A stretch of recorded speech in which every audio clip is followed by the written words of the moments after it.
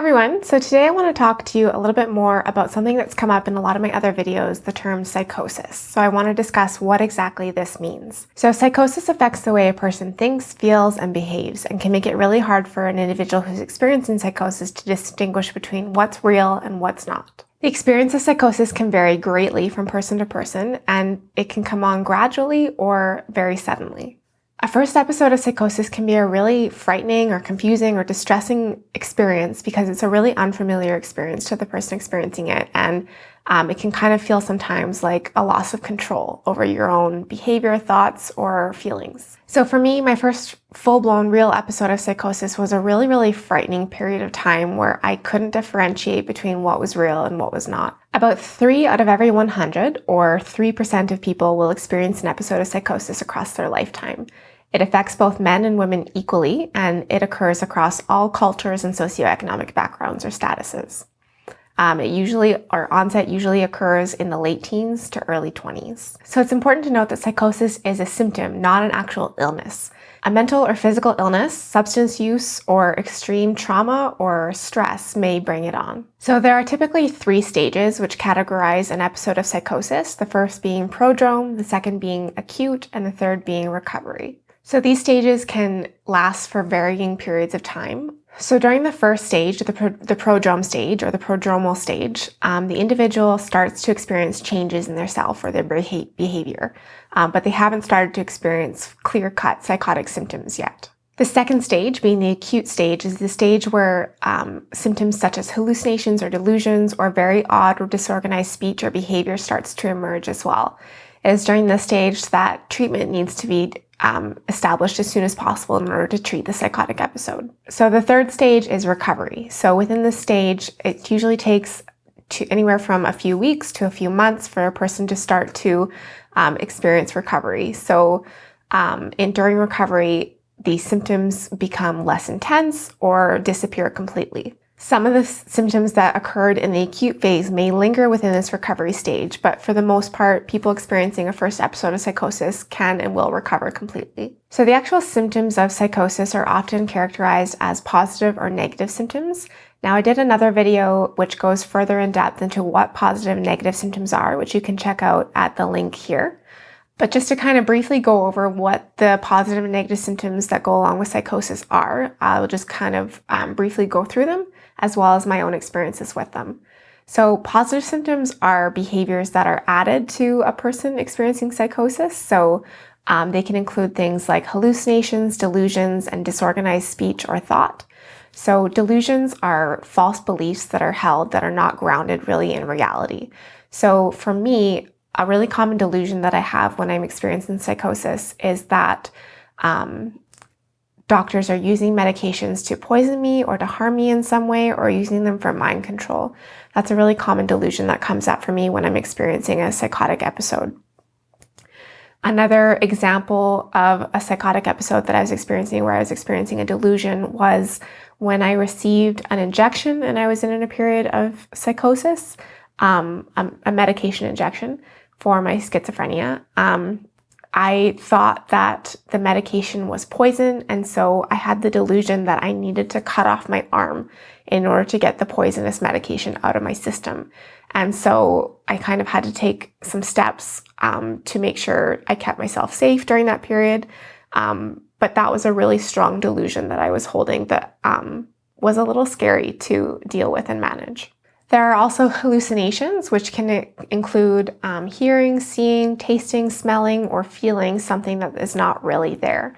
So common hallucinations that I have when I'm in a psychotic episode include hearing voices. So this can kind of vary in intensity, and that's kind of another thing to kind of be aware of when you're talking about psychotic episodes and psychosis, is that there are varying degrees to which it can be present. But during my psychotic episodes, when they got really bad, I would experience command hallucinations. So I would hear voices telling me to do things, and usually it was around self-harm.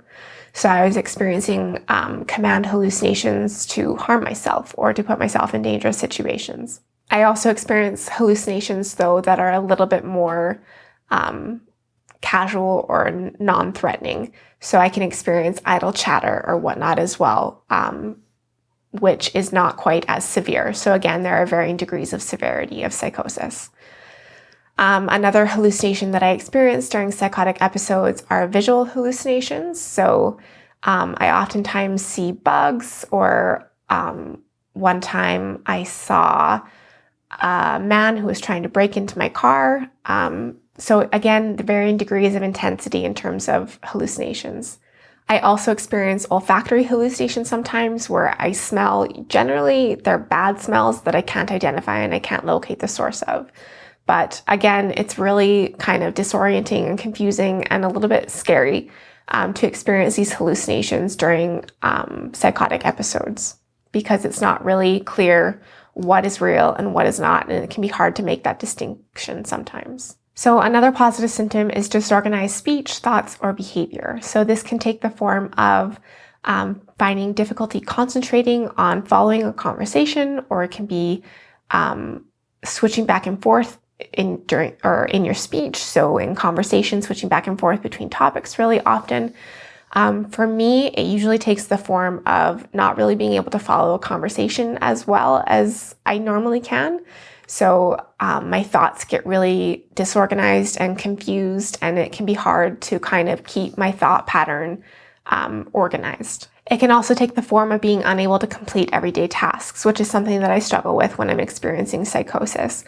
So everyday mundane tasks can be even more difficult, or seem even more difficult to complete. So negative symptoms include normal functioning being lost or reduced, and they can include things such as restricted emotion or facial expression, restricted speech, difficulty with generating ideas or thoughts, reduced socialization or motivation, and reduced ability to begin tasks. So it's important to note that these negative symptoms kind of look a lot like depression. So this is something that I have quite a bit of difficulty with when I'm experiencing psychosis in terms of all of these reductions in normal functioning. So I typically struggle quite often with motivation. I also tend to sleep a lot more when I'm experiencing negative symptoms, and to just kind of be more lethargic and tired. I also tend to just kind of withdraw into myself, and I can stop speaking to people, and I just really recede.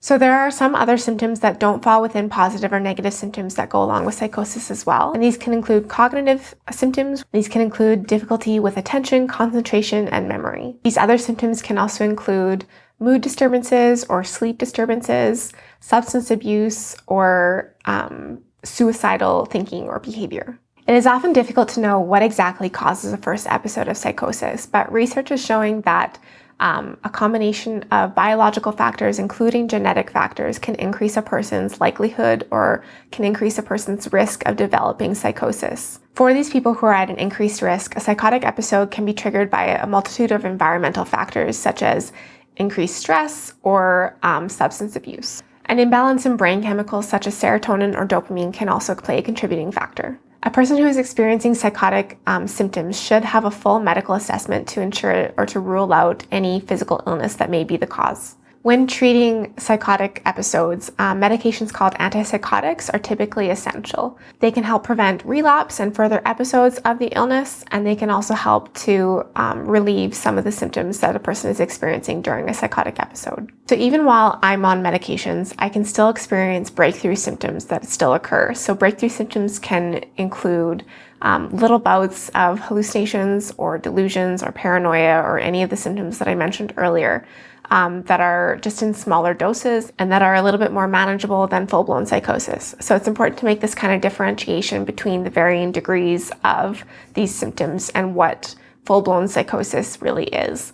So it's my opinion that psychosis is really when these symptoms start to become debilitating to your everyday life and they interfere with your everyday life. So if you're experiencing any of these symptoms that I've talked about in this video of psychosis, make sure to have a discussion with your doctor about what this might mean in terms of possible diagnosis or possible treatment options. So thanks so much for watching. If you enjoyed this video, please give me a thumbs up and make sure to subscribe for future videos. Also make sure to check out my Patreon page, with the link is in the description below if you want to help support the creation of future videos. Thanks again for watching and have a great day. Bye.